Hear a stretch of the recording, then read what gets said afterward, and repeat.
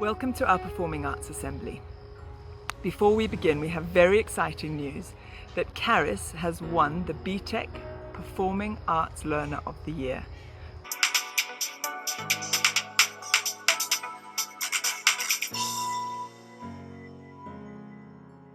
She's been described as conscientious, creative, passionate and focused, and they're just some of the words she used to describe her.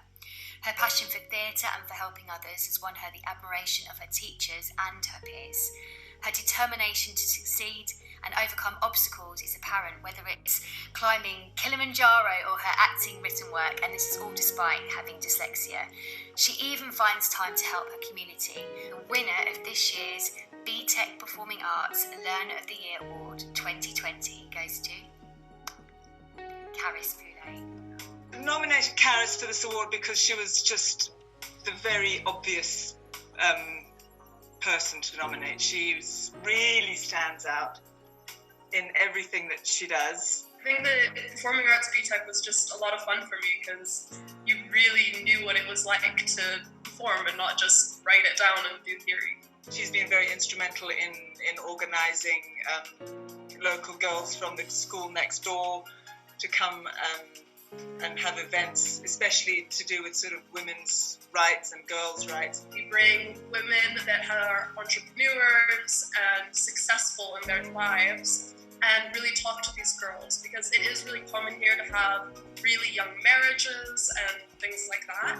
So by giving these girls people to look up to that they can see themselves in is really nice. Showing women empowerment isn't normal here, you know?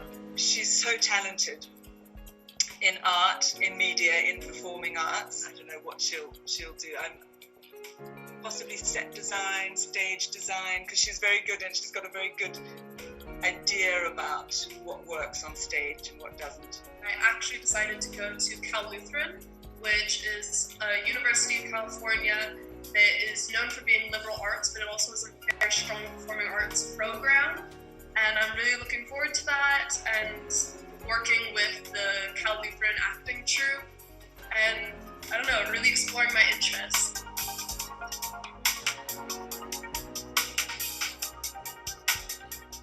She is the best performing arts student in the whole wide world for this last academic year. So huge congratulations to Charis. She so deserves this award.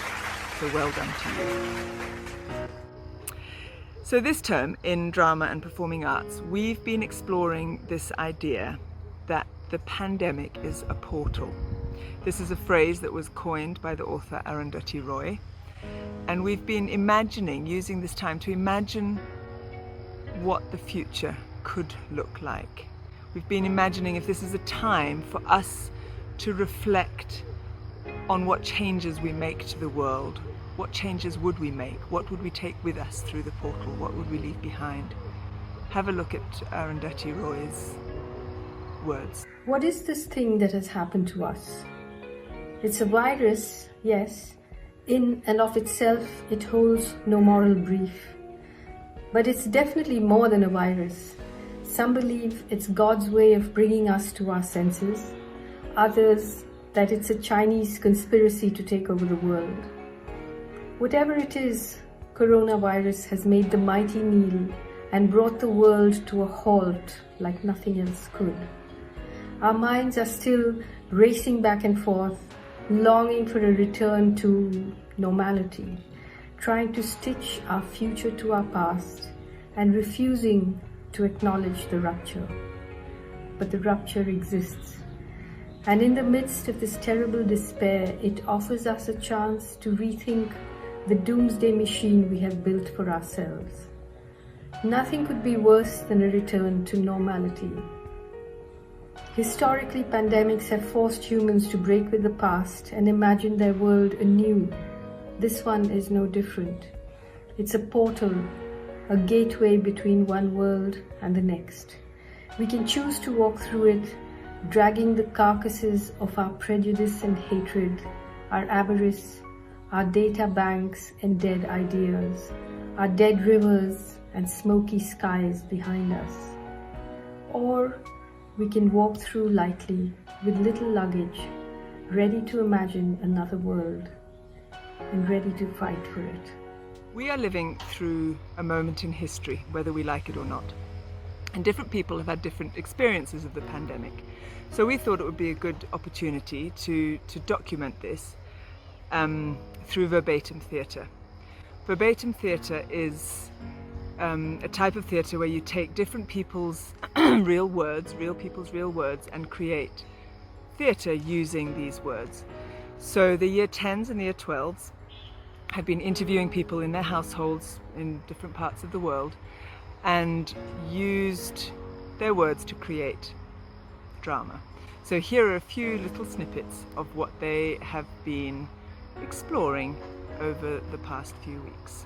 Guys. Hi. Hello. Hello. I'm going to be asking you guys some questions. Is that alright with you? Yeah. Yeah, sure.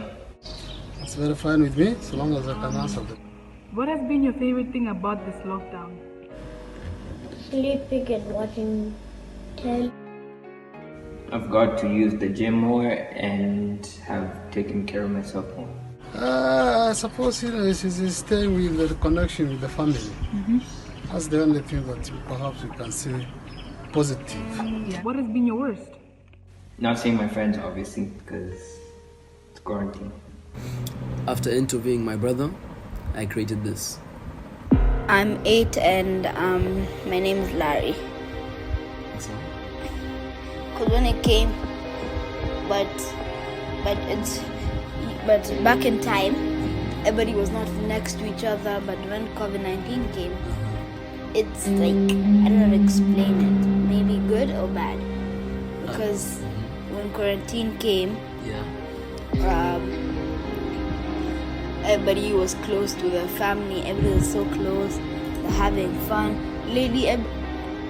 Olden times, everybody just using the phone, just not even having time with the family. But when coronavirus came, some people are just having fun with their family.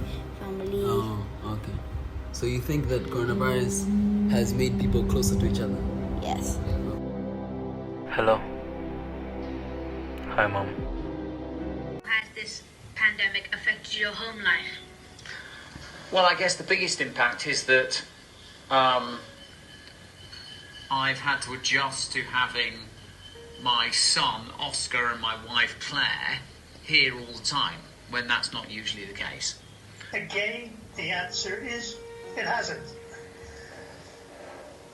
I can honestly say I'm still the same person as I've always been.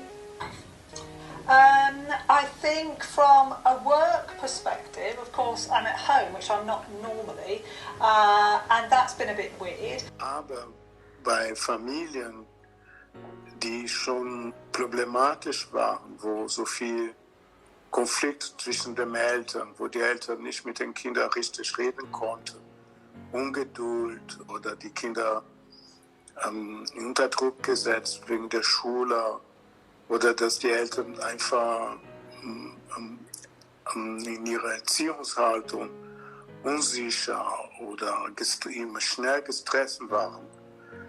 Und dann bei diesen Kindern, die haben es schwierig gehabt. Und dann bei diesen Kindern, dann haben die innerhalb von 6, 8 Wochen wegen der Quarantäne, dann haben die auch schwer Symptome entwickelt.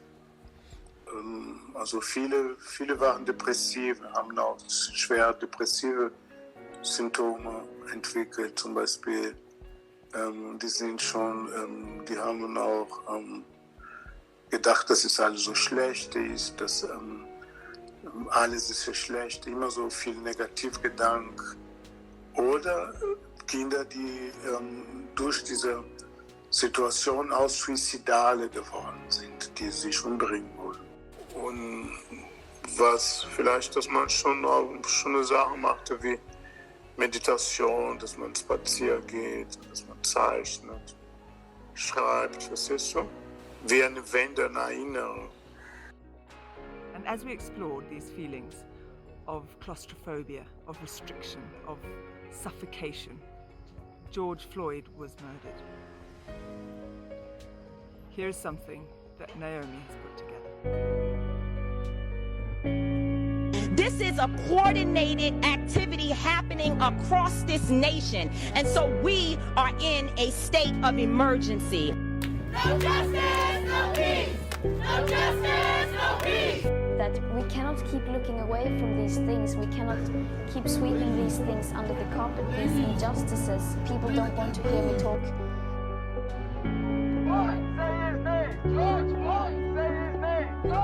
I encourage any one of you to take an undocumented child by the hand and make sure that they have what they need.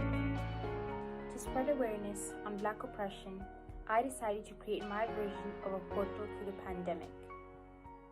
This video should call to us as a reminder that as a collective whole, we can have an impact. Racism, we will not bow down to injustice. We will not bow down to exploitation. I'm gonna stay. During the pandemic, national attention has been brought to police brutality against Black people. If you're neutral in situations of injustice, you have chosen the side of the oppressor. This quote reminds us that indifference can never truly bridge the divide of hate. Today, more than ever, these words serve as a call of action to all of us. This spring has been a stinging reminder that racism and a strategic objective of white supremacy is a defining characteristic of the American experience and our society. These ideals that we claim our democracy holds, liberty, equality, justice, where are they? We listen to the pleas of George Floyd for the most simple of human needs, simply to breathe, as a Minneapolis police officer knowingly killed a young, innocent Black man. This incident is simply one of many repeating history. We felt the pain of Breonna Taylor's boyfriend as he called 911 after police officers who were supposed to serve and protect shot her 8 times as she slept in bed. This is America.